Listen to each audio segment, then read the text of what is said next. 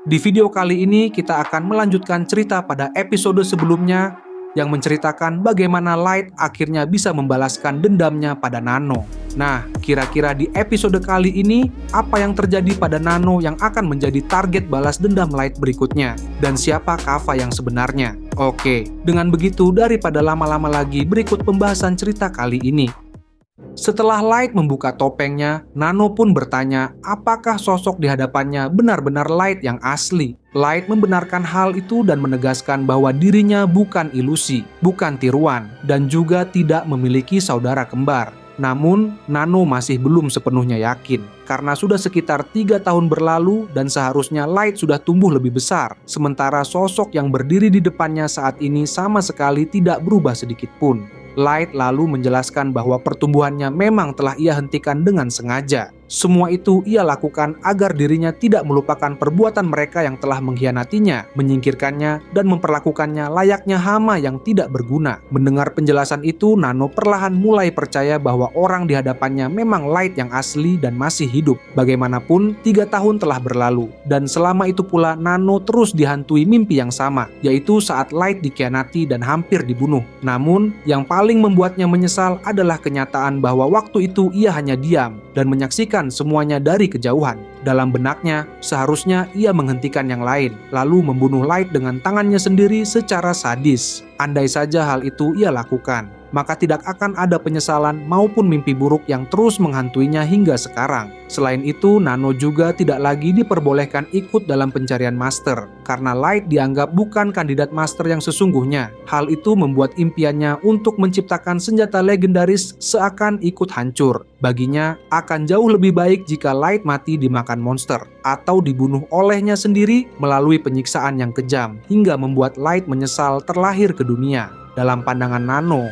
kejeniusannya sebagai pandai besi terancam sirna hanya karena keberadaan Light yang ia anggap sebagai manusia sampah yang tidak berguna. Namun, Nano merasa beruntung karena Dewi tidak meninggalkannya. Berkat keberuntungan itu, ia berhasil mendapatkan buku panduan pembuatan senjata terlarang, yang akhirnya memberinya jalan untuk mewujudkan impian menciptakan senjata legendaris. Semua itu, menurut Nano, adalah bukti bahwa dirinya adalah seorang jenius yang dipilih langsung oleh Dewi. Karena itu, Light pantas menyaksikan hasil karyanya, yaitu pedang teror yang suatu hari akan dikenal sebagai senjata legendaris. Kemudian, sambil kembali memasang topengnya dan mendengarkan ocehan Nano yang panjang, Light dengan tenang bertanya apakah pedang seperti itu benar-benar bisa membunuhnya. Ia mengingatkan Nano bahwa seharusnya Nano masih ingat siapa yang telah membawanya ke tempat ini. Meski begitu, Nano sama sekali tidak merasa dijebak. Menurutnya, justru Light yang masuk ke dalam perangkapnya sendiri karena kebodohannya. Apalagi tidak ada seorang pun di sekitar yang bisa menolongnya. Tanpa ragu, Nano kembali berlari ke arah Light untuk melancarkan serangan.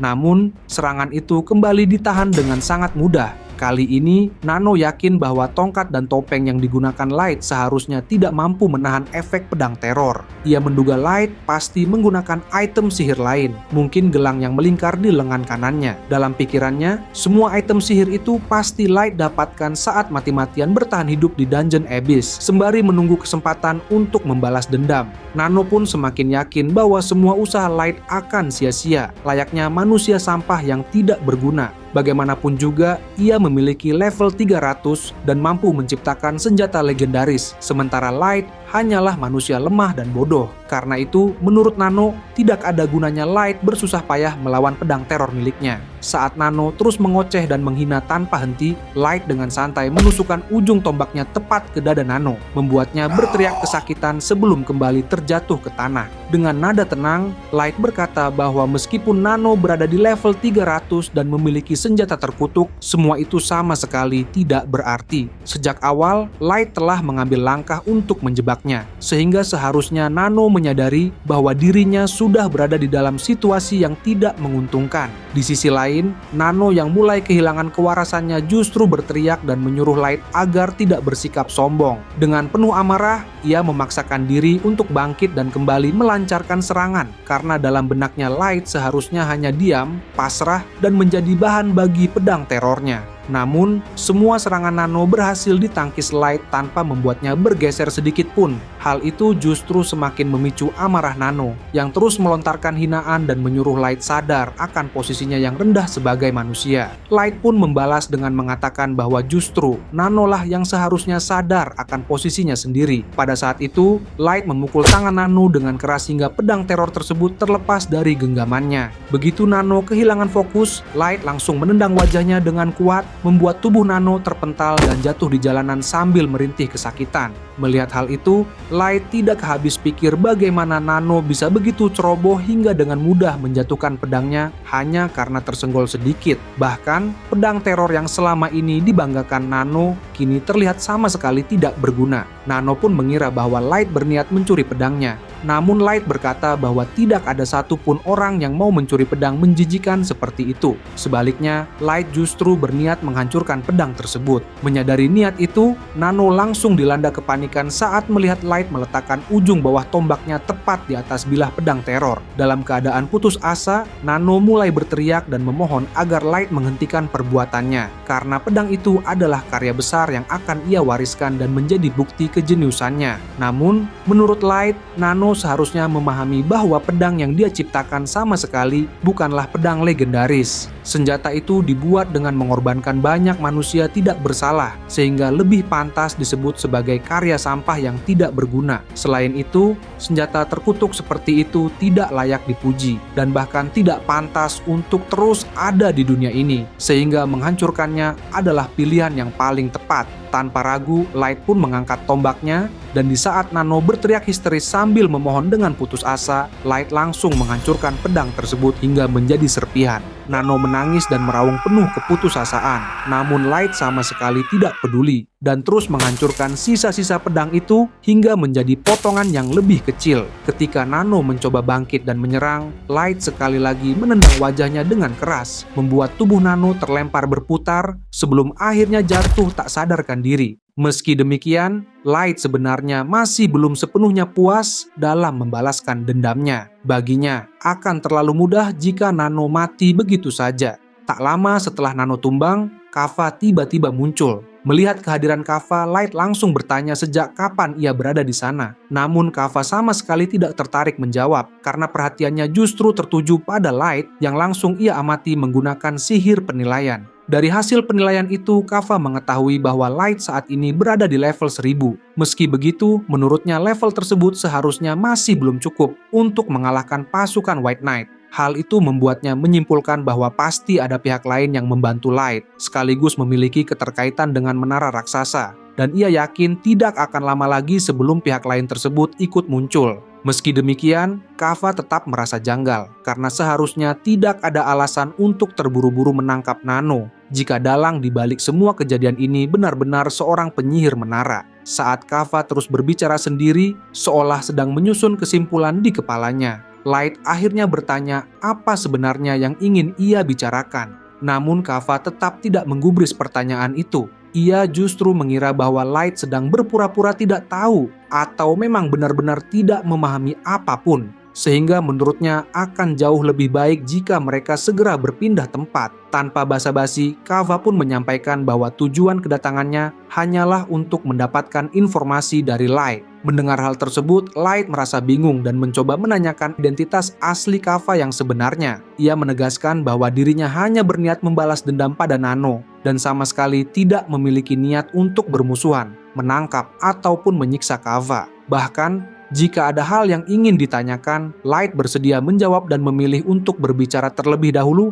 sebelum bertindak lebih jauh. Namun, Kava sama sekali tidak tertarik dengan tawaran tersebut. Bagi Kava, keberadaan Light di hadapannya saat ini sudah cukup untuk dianggap sebagai musuh. Pada saat itu, Kava memancarkan niat membunuh yang sangat kuat, sesuatu yang menurut Light hampir mustahil dilakukan oleh manusia biasa. Berdasarkan tekanan aura tersebut, Light memperkirakan kekuatan Kava setidaknya berada di kisaran level 1000 hingga 2000. Dan hal itu terasa sangat mencurigakan karena jarang ada manusia yang mampu memancarkan niat membunuh sekuat itu. Setelah memperlihatkan niat membunuhnya, Kava berpendapat bahwa kemungkinan besar Light bukanlah pengikut Shi dan juga tidak memahami posisinya saat ini, yang sebenarnya sudah berada di ujung tanduk. Light sendiri justru sama sekali tidak mengetahui siapa Shi yang dimaksud. Meski begitu, Kava menganggap Light mungkin saja berpura-pura tidak tahu dan hanya sedang berakting, sesuatu yang menurutnya akan merepotkan jika dibiarkan. Karena Shi dan para pengikutnya memang selalu menjadi sumber masalah.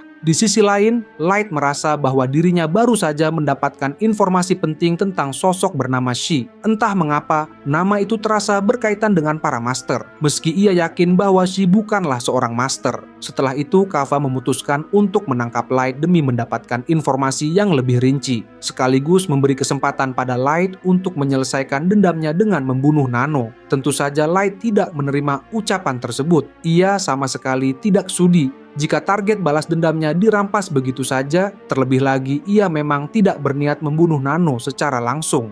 Menanggapi hal itu, Kava berkata bahwa ia tidak memiliki niat sedikit pun untuk merebut target balas dendam Light, karena baginya menyaksikan balas dendam seperti itu justru terasa membosankan, sementara ada hal yang jauh lebih penting yang sedang ia butuhkan. Meski dalam hatinya Light merasa kesal karena balas dendamnya dianggap remeh, ia tetap menahan diri. Ia menyadari bahwa ini bukan waktu yang tepat untuk bertindak gegabah. Melampiaskan amarah tidak akan memberinya keuntungan apapun, dan yang terpenting saat ini adalah menggali informasi dari Kava. Bagi Light, meskipun balas dendam tetap penting, kebenaran mengenai para master adalah sesuatu yang jauh lebih besar, sehingga ia memilih untuk bersabar. Kemudian Light berkata bahwa jika Kava tidak mau berbagi informasi mengenai Shi, maka ia pun tidak akan melakukan hal yang sama. Kava tidak mengerti mengapa Light menganggap posisi mereka setara, karena baginya ini jelas merupakan penangkapan sepihak. Ia pun menyarankan agar Light segera menyerah,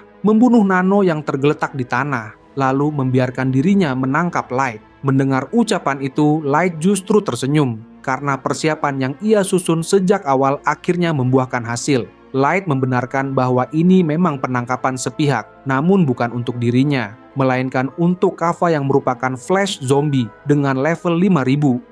Begitu identitasnya terbongkar, Kava langsung terkejut dan tidak memahami bagaimana Light bisa mengetahui nama serta job miliknya dengan begitu mudah. Tanpa memberi waktu bagi Kava untuk berpikir lebih jauh, Light segera memberi instruksi kepada Mei. Setelah menerima perintah tersebut, Mei langsung menggerakkan benang sihirnya dan menciptakan sebuah kubah raksasa yang menutupi seluruh area di sekitar Light. Ketika kubah itu sepenuhnya tertutup, Light berkata bahwa sekarang Kava seharusnya sudah paham siapa di antara mereka yang sebenarnya bodoh. Setelah menyelesaikan tugasnya, Mei menghampiri Light dan melaporkan bahwa rencana pengepungan telah berjalan sempurna sesuai rencana. Selain itu, Nano sudah dibawa keluar untuk diamankan, sehingga kini hanya tersisa mereka bertiga di dalam sangkar benang tersebut. Light pun memuji kinerja Mei dan merasa tidak salah mempercayakan tugas penting ini kepadanya. Meski merasa tidak pantas menerima pujian sebesar itu, Mei tetap mengucapkan terima kasih dengan tulus. Sementara itu, Kava mulai benar-benar pusing dan kebingungan. Pada akhirnya, ia menyadari bahwa justru dirinya lah yang sejak awal menjadi target utama, dan kini ia terjebak di dalam perangkap yang disiapkan lawannya sendiri. Light kemudian menjelaskan bahwa rencana ini awalnya hanya dibuat sebagai langkah berjaga-jaga jika Nano mencoba melarikan diri. Namun, ia memutuskan untuk sekaligus menangkap Kava karena menduga bahwa dirinya menyimpan informasi penting. Light juga mengungkapkan bahwa pada awal pertemuan, ia hampir tidak menyadari penyamaran Kava. Dari penampilannya, Kava terlihat seperti manusia biasa, sehingga Light berusaha menghindari pertarungan. Namun, ketika Kava menunjukkan niat membunuh yang begitu jelas, Light akhirnya memutuskan untuk menjebaknya guna menilai seberapa besar kekuatannya. Di saat yang sama, Mei telah mengamati dari kejauhan dan menggunakan sihir penilaian untuk mengungkap identitas Kava. Berkat pesan telepati dari Mei, Light akhirnya mengetahui bahwa Kava memiliki job flash zombie dan berada di level 5000. Kava sendiri tidak menyangka bahwa Light ternyata sudah menyiapkan pelayan yang bergerak sejak awal. Padahal ia merasa telah bersikap sangat berhati-hati. Dalam hatinya, Kava menyesali kecerobohannya karena jika saja ia memiliki beberapa bantuan, situasi seperti ini seharusnya tidak akan pernah terjadi. Kemudian Light berkata bahwa ia sama sekali tidak peduli dengan ocehan Kava, dan baginya akan jauh lebih baik jika Kava langsung memberitahu informasi tentang dirinya serta tentang Shi. Mendengar itu, Kava mulai marah dan memperingatkan Light agar tidak bersikap sombong terlebih dahulu. Menurutnya, hanya karena Light memiliki level 1000 dan berhasil menjebaknya, Bukan berarti ia sudah menang atau benar-benar mampu menangkap dirinya. Setelah mengucapkan hal tersebut, tubuh Kaffa perlahan mulai membesar. Sedikit demi sedikit warna kulitnya berubah, sementara otot-ototnya mengembang dan menutupi seluruh tubuhnya. Kaffa pun berkata bahwa seharusnya mereka terkejut melihat perubahan ini, karena inilah wujud asli Flash Zombie. Tubuh yang tercipta dari ratusan potongan daging manusia. Tanpa memberi waktu bagi Light dan Mei untuk bereaksi lebih jauh, Kaffa langsung melancarkan serangan berupa pukulan cepat ke arah mereka. Namun, Light dan Mei dengan sigap melompat ke belakang dan menghindari serangan itu. Begitu melihat celah, Kaffa segera menendang permukaan jalan, membuat serpihan batu melesat dengan kecepatan tinggi. Meski begitu, Light dan Mei tetap mampu menahan serta menangkis semua serangan tersebut dengan mudah. Kaffa tidak menyangka bahwa lawan yang hanya berada di level 1000 dapat menghindari serangannya dengan begitu santai. Light pun berpendapat bahwa awalnya ia mengira Kaffa hanya mengandalkan otot, tetapi ternyata serangannya memiliki akurasi dan kecepatan yang cukup tinggi. Kaffa setuju dengan penilaian itu, sambil menambahkan bahwa tubuh ini adalah mahakarya yang diciptakan langsung oleh sang master. Mendengar kata master, Light langsung terkejut. Di sisi lain, Kaffa terus mengoceh tentang tubuhnya yang sulit dirawat karena ia harus rutin mengonsumsi daging manusia. Light sama sekali tidak menyangka bahwa Kaffa benar-benar memakan manusia. Kaffa pun membenarkan hal itu dan berkata bahwa baginya memakan manusia sama seperti manusia memakan sayuran setiap hari demi memenuhi kebutuhan nutrisi. Ia bahkan mengaku lebih menyukai memakan manusia hidup-hidup, terutama mereka yang memiliki hubungan dekat seperti satu keluarga atau sepasang kekasih. Menurut Kaffa, mendengar para korban memohon ampun dan saling berkorban satu sama lain justru memberinya kenikmatan tersendiri. Jeritan putus asa mereka dianggap sebagai bumbu terbaik yang selalu ia nikmati hingga merasa puas. Mendengar semua itu, Light merasa muak dan menyuruh Kaffa untuk menutup mulutnya. Namun, Kaffa justru menganggap ucapan Light sebagai penghinaan dan berkata bahwa itulah alasan mengapa ia sangat membenci anak-anak. Kemudian Light menegaskan bahwa ia akan menangkap Kaffa dan tidak akan membiarkannya lolos begitu saja. Setelah itu, ia berencana menarik seluruh informasi dari kepala Kaffa dan memberinya keputusasaan, rasa sakit, serta penyesalan yang jauh lebih menyakitkan dibandingkan penderitaan semua korban yang pernah dimakan Kaffa selama ini. Mendengar hal tersebut, Kaffa hanya tertawa dan menganggap Light masih saja berani bersikap sombong. Sambil menantang Light, Kaffa langsung melancarkan serangan dengan tinjunya. Namun, tanpa melangkah sedikit pun, Light dengan mudah menahan tinju Kaffa. Benturan kekuatan mereka terjadi secara langsung dan justru membuat lengan Kaffa hancur hingga tak lagi berbentuk. Saat Kaffa masih terkejut oleh hal itu, Light segera melancarkan tendangan telak ke perutnya, membuat Kaffa terpental dan menghantam bangunan di sekitarnya. Terjatuh di tengah jalan, Kaffa tidak menyangka dirinya bisa menerima serangan separah ini, padahal levelnya jauh lebih tinggi dan seharusnya unggul dari segi kemampuan. Sambil berjalan mendekat, Light bertanya, sampai kapan Kaffa akan terus tergeletak seperti itu?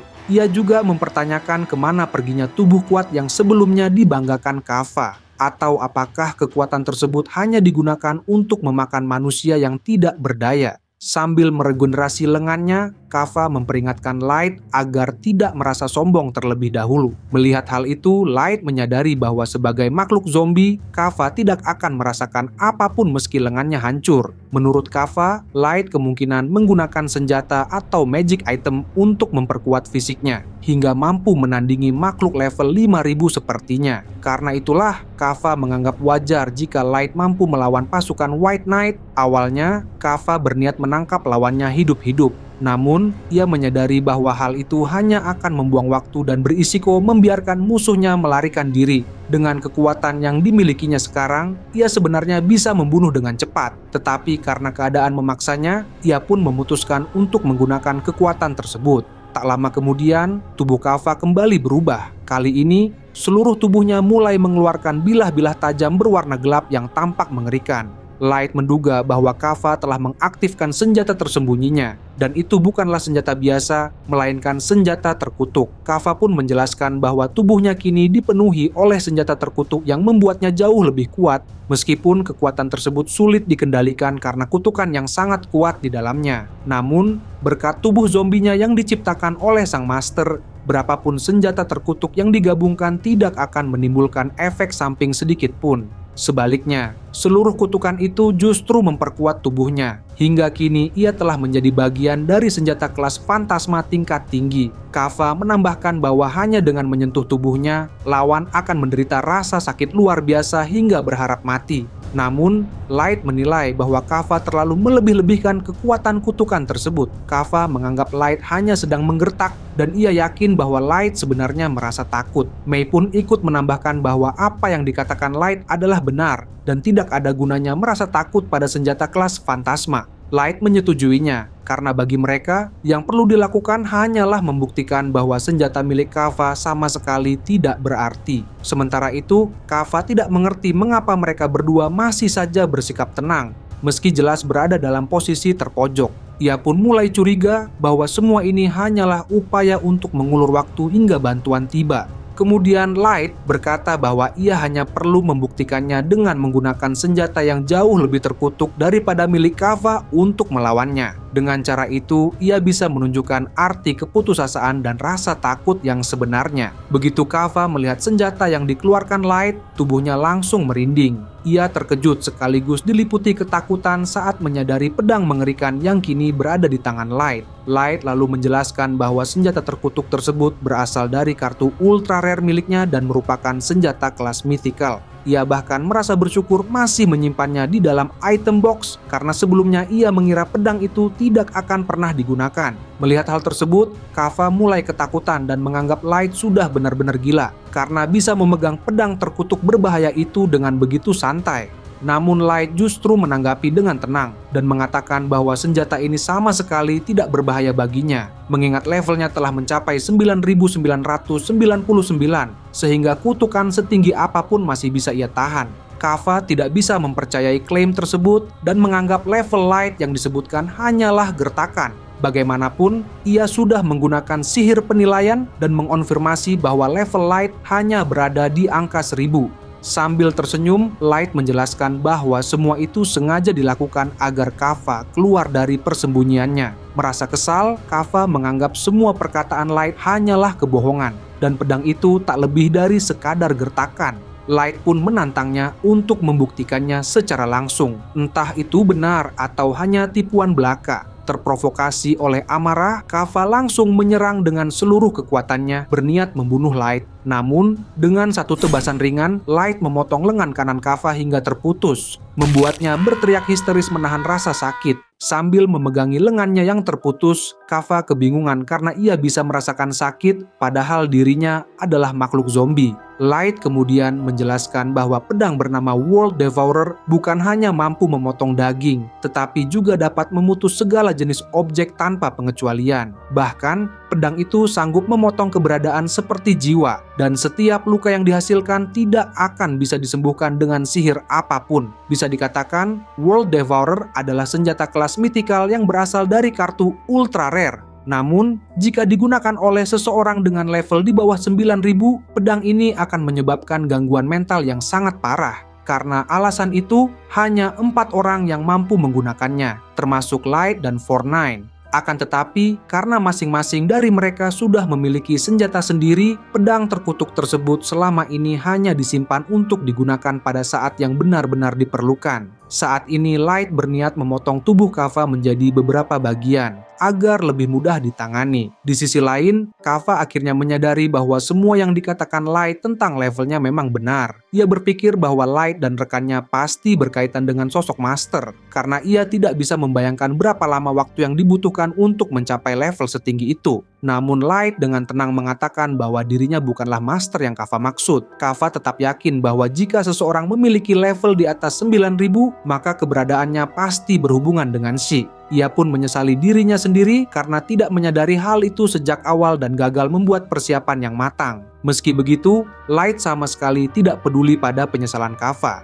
Baginya, akan lebih baik membawa Kava ke tempat lain untuk menguak seluruh informasi yang dimilikinya. Karena seperti yang sudah dikatakan sebelumnya, ini adalah penangkapan sepihak. Namun, Kava justru berpikir bahwa pertarungan mereka seharusnya berakhir sampai di sini. Ia merasa telah mendapatkan informasi yang cukup berharga dan memilih untuk melarikan diri. Light pun merasa bingung mengapa Kava masih begitu yakin bisa kabur dalam kondisi seperti itu. Tentu saja Kava merasa yakin karena ia masih menyimpan satu kartu truf terakhir. Sambil mengucapkan selamat tinggal, Kava mengeluarkan batu transfer dan berniat berteleportasi ke markasnya. Akan tetapi, meski item tersebut telah diaktifkan dan memancarkan cahaya, tubuh Kava sama sekali tidak berpindah tempat. Hal itu membuatnya kebingungan, hingga ia menyadari bahwa sihir teleportasi tersebut tidak berfungsi. Kemungkinan besar akibat sangkar sihir yang mengurungnya. Light kemudian mengatakan bahwa memang ada cara untuk mencegah sihir teleportasi, tetapi tentu saja ia tidak akan menjelaskannya. Selain itu, sangkar tersebut juga mampu menghalangi sihir telepati, sehingga Kava tidak mungkin meminta bantuan kepada rekan-rekannya. Dengan begitu, Light menegaskan bahwa sekarang adalah saatnya untuk menangkap Kava sepenuhnya. Mendengar hal itu, Kava mulai panik dan memohon agar Light menahan diri.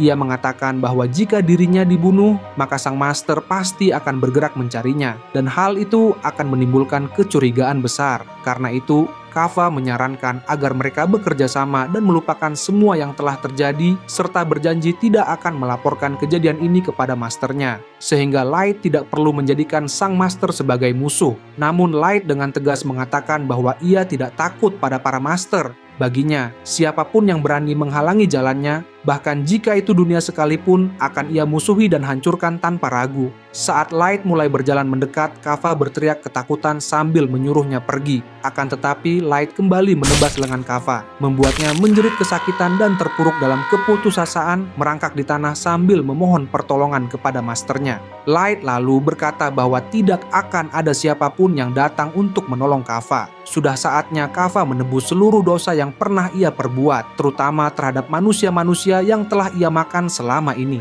Semua ini adalah bentuk penghakiman, dan kini Kava harus menerima rasa sakit tersebut. Setelah itu, Light menebas tubuh Kava berulang kali hingga jeritannya terdengar keras, lalu mengakhiri semuanya dengan memotong kedua kakinya, membuat Kava akhirnya tak sadarkan diri dan sama sekali tidak mampu bergerak ataupun melarikan diri lagi. Kemudian Light meminta Mei untuk menahan Kava, lalu membawanya ke Abyss dengan mengaktifkan sihir teleportasi. Mei memahami tugas tersebut dan segera melepaskan sangkar benang yang sebelumnya menyelimuti area sekitar. Setelah sangkar itu benar-benar lenyap, Nazuna dan Ellie mulai menghampiri Light karena pertarungan telah usai. Light pun memuji kerja keras mereka berdua. Nazuna mengatakan bahwa ia hanya mengikuti perintah Ellie, meski tugas itu cukup sulit karena harus menempatkan banyak pilar di tanah. Namun karena semua itu merupakan perintah langsung dari Light, ia berusaha melaksanakannya sebaik mungkin. Mendengar hal tersebut, Light mengucapkan terima kasih sambil mengelus kepala Nazuna dengan lembut. Berkat bantuan Ellie dan Nazuna, Light berhasil menangkap Kava dengan lancar dan akan membawanya ke dungeon Abyss. Dengan begitu, urusan pengumpulan informasi dapat diserahkan kepada Ellie.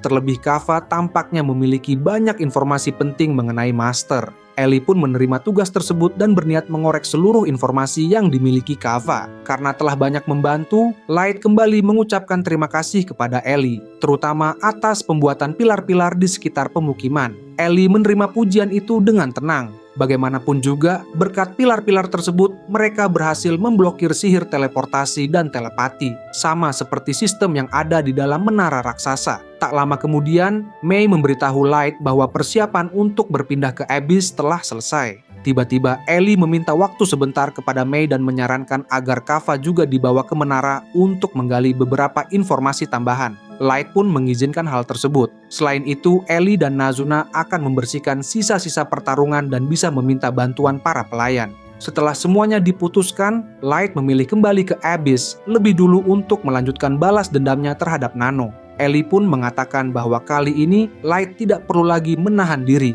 Dengan begitu, balas dendam yang sesungguhnya akan menanti Nano begitu ia terbangun. Itu saja untuk pembahasan cerita kali ini. Jangan lupa untuk like, share, and subscribe. Sampai jumpa di video berikutnya.